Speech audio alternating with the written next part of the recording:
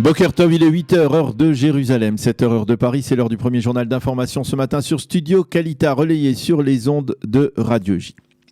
Sauf surprise, tout à fait possible bien entendu, c'est en début d'après-midi que le 35e gouvernement de l'État d'Israël devrait prêter serment. Un gouvernement qui comptera 36 ministres, dont un Premier ministre et un Premier ministre par alternance, plusieurs ministres qui se retrouveront à la tête de ministères formés de briques et de broc, uniquement pour respecter la parité, pour satisfaire les ambitions politiques de certains élus, du Likoud, mais aussi de Bleu-Blanc. Toutefois, à l'heure qu'il est, on ne connaît pas encore l'entière composition de ce gouvernement. Au Likoud, Binyamin Netanyahou a beaucoup de mal à satisfaire tous les candidats des portefeuilles ministériels. On vient d'apprendre que le nouveau ministre de l'Éducation sera l'ancien général Yoav Gallant, qui est considéré comme très proche de Binyamin Netanyahou. Par contre, on sait également que Yuval Steinitz, lui aussi considéré comme un proche du Premier ministre, ne siégera plus dans le gouvernement alors qu'il était pendant de nombreuses années ministre de l'Énergie. On sait également qu'Eli Cohen, un transfuge de Kulanou, sera ministre des Renseignements et que Gila Gamliel deviendra ministre de l'Environnement. Reste un portefeuille important à pourvoir, celui de l'énergie, et pour l'instant 4 candidats qui briguent ce poste: Zeev Elkin, Nir Barkat, Avi Dikter et Tzachi Hanegbi. Ce dernier serait sorti très déçu et même en colère de sa rencontre hier soir avec Binyamin Netanyahou. Si le Premier ministre parvient à surmonter ces obstacles personnels, le gouvernement devrait prêter serment vers la fin de l'après-midi. Une séance qui devrait s'ouvrir à 13h heure israélienne par une allocution de M. Netanyahou, puis une de Benny Gantz et enfin celle du futur chef de l'opposition Yair Lapid.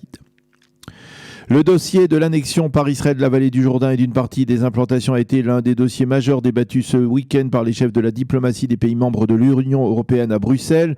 Mais en l'absence d'un accord à l'unanimité, également en raison du report de la formation du gouvernement israélien, les ministres ont décidé de ne pas encore décider et ils n'ont pas pris la moindre sanction pour l'instant envers l'État d'Israël. À ce propos, le roi Abdallah de Jordanie, lui, s'est montré menaçant en affirmant que si Israël prenait une telle décision, donc de l'annexion d'une partie de la Judée et de la Samarie, cela risquerait de conduire à une confrontation avec Amman. Le roi a prêché en faveur du principe de 2 États pour 2 peuples et il a affirmé que tous les États membres de la Ligue arabe s'opposaient à une telle annexion. Les Palestiniens ont eux aussi décidé de surseoir à une décision dans l'attente de la formation du gouvernement Netanyahou et le Premier ministre palestinien même annulé un rassemblement prévu durant lequel devaient être annoncées plusieurs mesures en réaction contre cette annexion proposée par le gouvernement de Binyamin Netanyahou et qui devrait intervenir dans le courant du mois de juillet selon le calendrier de l'accord de coalition. On a également noté la réaction du porte-parole du département d'État qui a affirmé que les discussions sur une annexion devaient faire partie des pourparlers entre Israéliens et Palestiniens. Celle-ci a rajouté une petite phrase intéressante selon laquelle ce dossier a été débattu, certes lors de la visite récente de Mike Pompeo en Israël la semaine dernière, mais qu'il ne s'agissait pas de la raison essentielle de son passage éclair. Cette petite phrase a permis de reposer la question de la coopération étroite entre la Chine et Israël, qui apparemment aurait été donc largement débattue entre Pompeo et Netanyahou. Mercredi dernier, les Américains auraient suggéré à Israël plus de prudence dans leurs relations avec Beijing et Pompeo avait alors accusé la Chine de dissimuler certaines informations sans plus de précision. Hier, l'ambassadeur de Chine en Israël, Du Wei, a publié un éditorial dans le Jerusalem Post dans lequel il s'est déclaré certain, je le cite, que nos amis juifs sauront surmonter les pressions américaines. Fin de citation.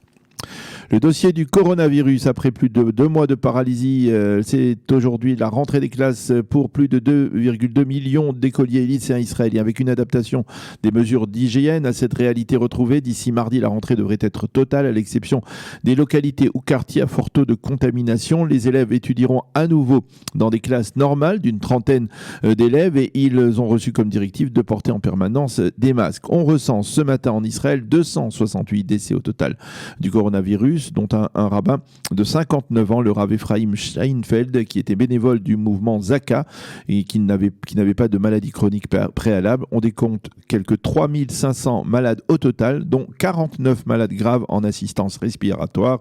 Et une donnée encourageante supplémentaire, au cours des dernières 24 heures, on n'a enregistré que 4 nouveaux malades en Israël.